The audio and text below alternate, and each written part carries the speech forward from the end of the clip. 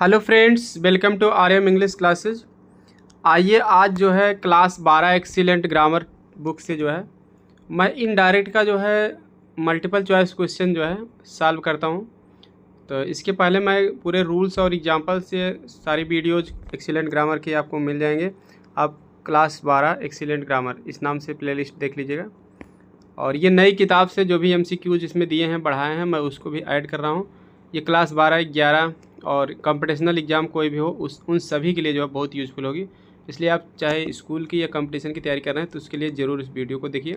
और कैसे हल किया जाता है मल्टीपल चॉइस क्वेश्चन, उसकी ट्रिक भी आपको पता चल जाएगी।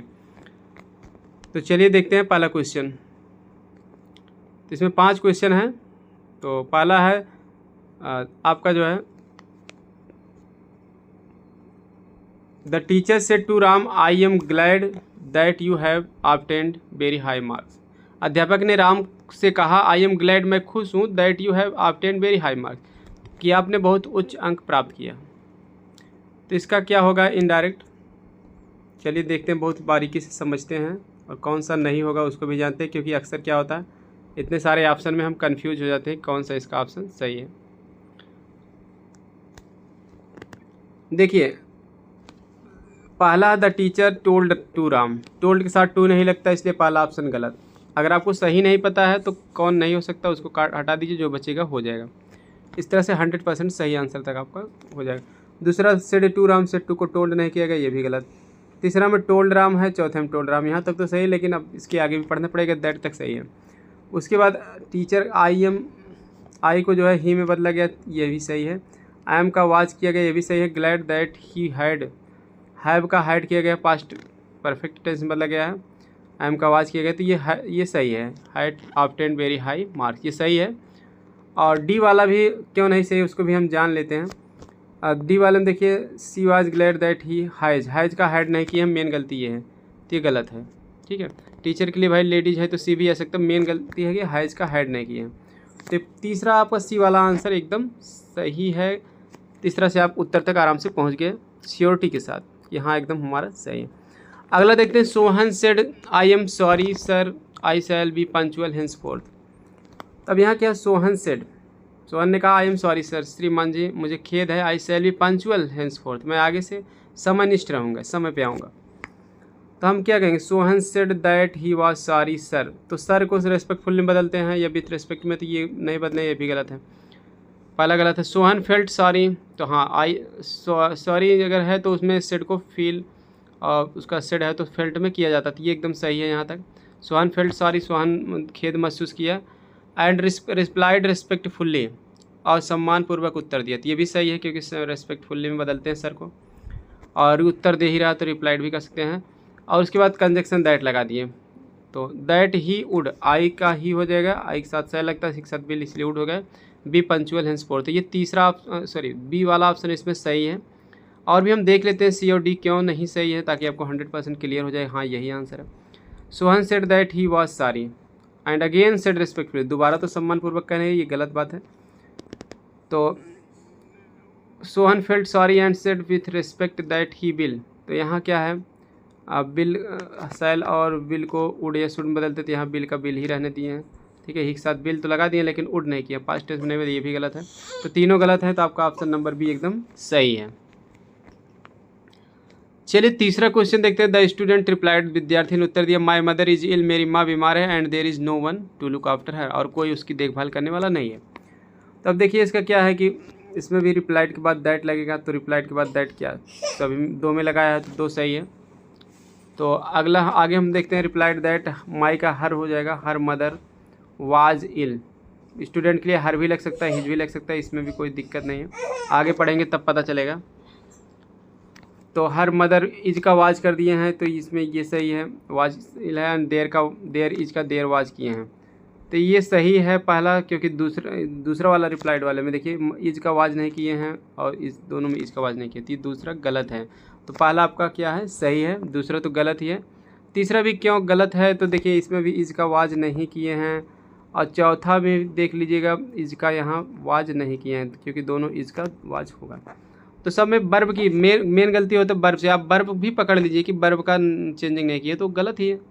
बर्फ का मिस्टेक तो सबसे बड़ी मिस्टेक होता है, इसलिए पहला वाक्य आपका सही है। तो इसलिए से अगर आपको रूल ज़्यादा नहीं पता है, मेन रूल पता है, तो भी आप उत्तर तक आराम से पहुंच सकते हैं। कोई ऐसा उपशब्द इसमें मिल जाए जो ये कि हाँ इनडायरेक्ट में ये नहीं हो सकता है इस तरह से परिवर्तन, तो अभी आप उसको कन्फर्म है कि आप एलिमिनेशन मेथड जिसको कहते हैं वो ऑप्शन को हटा दीजिए, जो बचेगा वो सही है।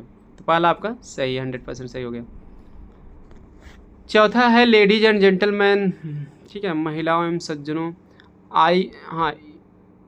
It is a pleasure to be with you, आपके साथ होने पर बहुत खुशी है। It is a pleasure with you, आपके साथ होने की खुशी है। द चीफ गेस्ट सेड, मुख्य अतिथि ने कहा। तो इसका कौन सा आंसर होगा आप देखते हैं और कौन सा नहीं होगा। 100% आपका क्लियर आंसर बता रहे हैं। The chief guest said that it was a pleasure to be with the ladies and gentleman, ठीक है। तो ये तो सही है, इसमें कोई मिस्टेक नहीं है, क्योंकि देखिए चीफ गेस्ट पहले हो जाएगा सेड, ठीक है, दैट, सेड दैट हो जाएगा। It is a pleasure, it is का इट वाज हो गया, ये भी सही है। Pleasure to be with you, you जो है यू की जगह जो है लेडीज एंड जेंटलमैन आ गया, क्योंकि लेडीज एंड जेंटलमैन के लिए ही यू आया है, तो यू हटा के लेडीज एंड जेंटलमैन कर दिया विथ के बाद, ये सही है, ऐसा किया जा सकता है, कोई दिक्कत नहीं है, ठीक है। अब क्योंकि इसमें क्या है कि ऑब्जेक्ट तो है नहीं, तो एड्रेसिंग से बना होता है तो ऑब्जेक्ट लिखते हैं, ठीक है। तो अब विथ के बाद हम यू की जगह लेडीज एंड जेंटलमैन बन करके हम इसको भी ऑब्जेक्ट का ही एक पार्ट बना दिए, कोई दिक्कत नहीं है, इसके ऑब्जेक्ट का part. It is a pleasure to be with के बाद यू जो है ऑब्जेक्ट है प्रीपोजिशन के बाद वाला, तो लेडीज एंड जेंटलमैन को उठा के वहाँ कर दिए, तो सही है, यहाँ कोई इसमें गलती नहीं है। और भी हम वाक्य देख लेते हैं, और वाक्य क्यों नहीं सही होंगे, इससे बेटर आंसर क्यों नहीं होंगे, उसको भी हम बता दे रहे हैं आपको।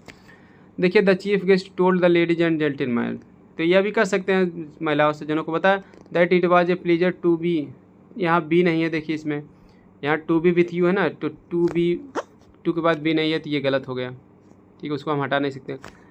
Ladies and gentleman told the chief guest, महिला पुरुषों ने चीफ गेस्ट को बताया, ये भी गलत है कि भाई ये उनको बताया है, उल्टा लिख दिया। एड्रेसिंग द ऑडियंस, हाँ ऑडियंस भी हम ऑब्जेक्ट मान सकते हैं, उनको ही लेडीज एंड जेंटलमैन कहा गया। यहाँ तक से the chief guest said that, मुख्य अतिथि ने कहा कि it was a pleasure to be with them, ठीक है। अब यहाँ क्या है कि ऑडियंस को संबोधित करते हुए चीफ गेस्ट ने कहा, ऑडियंस तो आया इसमें, लेकिन लेडीज एंड जेंटलमैन कहीं नहीं आया, तो ये भी लिखना इनडायरेक्ट में ज़रूरी है कि मतलब कि भाई बिना लेडीज एंड जेंटलमैन के हम देम नहीं लिख सकते हैं, तो यहाँ लेडीज एंड जेंटलमैन इसमें नहीं आया, तो ये भी गलत हो गया। तो इसलिए आपका बेटर आंसर इसमें जो है एकदम 100% जो है पहला ही है, क्योंकि सब में कुछ ना कुछ गलतियाँ हैं, इसमें कोई गलती नहीं है। Chief guest said that it was a pleasure to be with the ladies and, इसमें यू की जगह लेडीज एंड जेंटलमैन कर दिए, सभी हैं, लेडीज एंड जेंटलमैन भी है, चीफ गेस्ट भी है, कहा है वो भी बात है, सब टू बी विथ भी है, कोई गलती इसमें नहीं है, पहला सही है। अगला है मोहन सेड, मोहन ने कहा I forgot to bring your book my sister, मेरी बहन मैं आपकी किताब लाना भूल गया। तब यहाँ क्या, मोहन सेड, अब यहाँ माय सिस्टर, कहने वाले मोहन है, सुनने वाले सिस्टर हैं, तो ऑब्जेक्ट बना देंगे मोहन, तब ऑब्जेक्ट बनाएंगे टोल्ड हो जाएगा, मोहन टोल्ड। अब एक बात ध्यान दीजिए, ये माई को जो है मोहन के अनुसार हिज हो जाएगा, क्योंकि हम दूसरे से कहेंगे वो कहा मेरी बहन, तो हम कहेंगे मोहन ने अपनी बहन को बताया, तो मोहन के साथ अपना कहेंगे हिज लगेगा, लड़का है तो लड़के का नाम है, तो मोहन टोल्ड यहाँ माई सिस्टर कर दिए, ये वाक्य गलत हो गया। मोहन टोल्ड हिज सिस्टर कहाँ है, अब दूसरे में सेड दैट है, टोल्ड नहीं किया माई सिस्टर को, वैसे कहे ये भी गलत है। तीसरे में टोल्ड के बाद हिज सिस्टर की, ये सही है, दैट लगाए हैं। उसके बाद जो है आपका आई को मोहन के अनुसार ही हो गया। Past indefinite forgot second form had के साथ थर्ड फॉर्म, ये भी सही है, हार्ड फॉरगॉटन कर दिए। टू ब्रिंग, अब योर का जो है सिस्टर के अनुसार बदलेंगे, हर हो जाएगा हर बुक, ये सही है, एकदम 100% सही है। चौथा भी क्यों गलत है देख लीजिए, said to he sister, said to को टोल्ड नहीं किया, गलत हो गया। इस तरह से आपका ऑप्शन नंबर 6 सही है। आई होप समझ में आ गया होगा। वीडियो पसंद आए तो लाइक सब्सक्राइब शेयर जरूर करें और अपने सभी दोस्तों के साथ शेयर कर दें, और चैनल पे नए हैं तो ज़रूर सब्सक्राइब करके आप बेल आइकन को ऑन रखें, क्योंकि ऐसे मैं सभी MCQ जो है सॉल्व करूँगा जो इंटर के लिए और अन्य कॉम्पिटिशनल एग्जाम किसी भी परीक्षा की तैयारी कर रहे हैं उसके लिए बहुत ही यूजफुल होगा, क्योंकि हमारे इंडायरेक्ट के अलावा हर topic synthesis, transformation, idiom, phrase, antonym, synonym सब कुछ सिंटैक्स सॉल्व करने वाला हूँ। तो इसलिए आप ज़रूर चैनल से जुड़े रहें, अपने ग्रामर को मजबूत बनाए रहें। मिलते हैं नेक्स्ट वीडियो में। Thanks for watching video.